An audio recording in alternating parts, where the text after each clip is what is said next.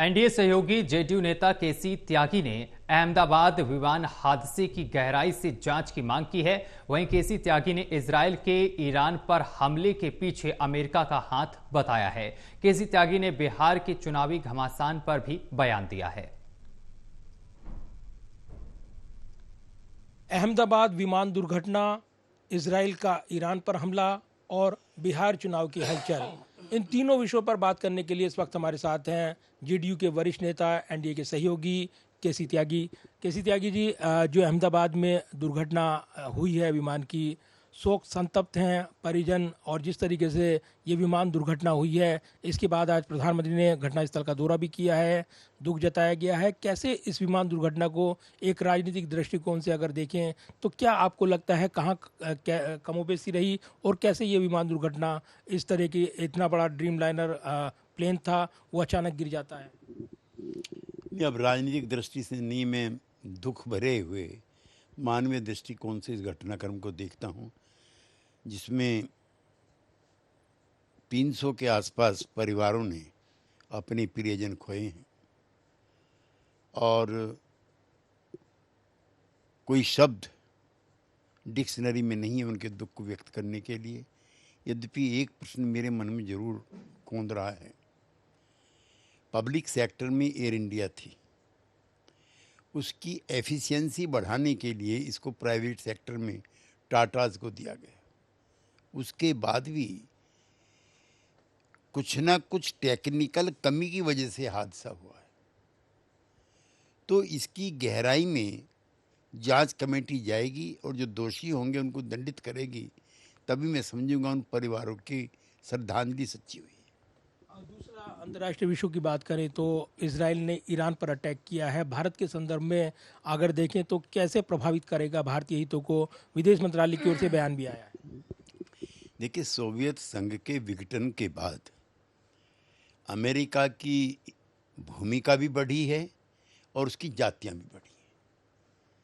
चाहे colonel Gaddafi हो, सद्दाम हुसैन हो, सीरिया का प्राइम मिनिस्टर हो और अब ईरान, सब मुल्कों को तहस नहस करने का पश्चिम एशिया में इजराइल के जरिए उसने ठेका लिया है।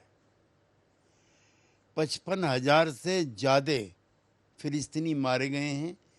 जो अपराधी हैं उनके मारे जाने के हम खिलाफ नहीं, लेकिन निर्दोष बच्चे और मरीज अगर अस्पताल में मरते हैं तो हमारी संवेदनाएं फिर उनके साथ होती हैं। इसलिए जितने भी इस समय वर्ल्ड में क्राइसिस हैं, सबके पीछे अमेरिका है। और मुझे कष्ट ये है कि भारत के मैत्रीपूर्ण संबंध होते हुए भी 9/11 के बाद अमेरिका आतंकवादियों से लड़ते हुए भी पाकिस्तान के आतंकियों के लिए चुप बैठा हुआ है। जनरल मुनीर अप्रत्यक्ष रूप से जिम्मेदार हैं पहलगांव की घटना के लिए। उनको अपने सरकारी आयोजन में बुलाते हैं, भारत और पाकिस्तान को इक्वेट करते हैं। आने वाले समय में स्थिति इंडियन सब कॉन्टिनेंट में या पश्चिम एशिया के इस हिस्से में भी बिगड़ जाए तो ताज्जुब नहीं हो। घरेलू राजनीति की बात करें, बिहार के चुनावी मुकाबले की बात करें, हलचल बढ़ी हुई है। चिराग पासवान की ओर से भी विधानसभा चुनाव लड़ने की बात कही गई है। इसके अलावा बैठकों के दौर चल रहे हैं, इंडिया ब्लॉक की बैठक हुई है कल। एनडीए की तैयारियों की बात करें तो क्या देखते हैं आप, क्या इस चुनावी मुकाबले को कितना आसान मान रहे हैं, कितना मुश्किल?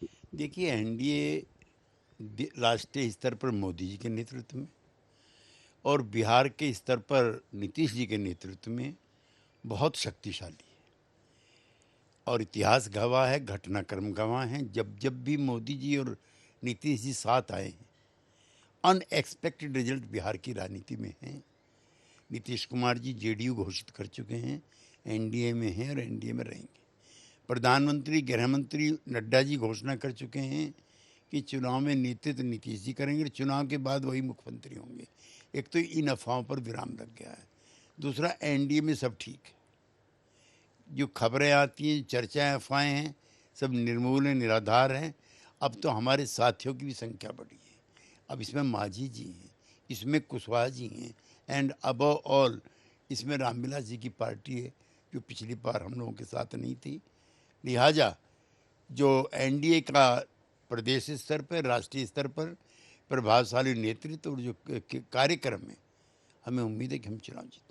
धन्यवाद बात करने के लिए। तो 3 महत्वपूर्ण विषय थे। अहमदाबाद विमान दुर्घटना, जिस पर गहराई से जांच होनी चाहिए। इसके अलावा इजराइल का ईरान पर हमला और अमेरिका इसके पीछे है, ये उन्होंने दावा किया है। साथ ही घरेलू राजनीति में बिहार चुनाव को लेकर भी जेडीयू के वरिष्ठ नेता केसी त्यागी ने बड़ा बयान दिया है। कैमरामैन विदर्भ के साथ प्रदीप कुमार, टोटल न्यूज़, दिल्ली।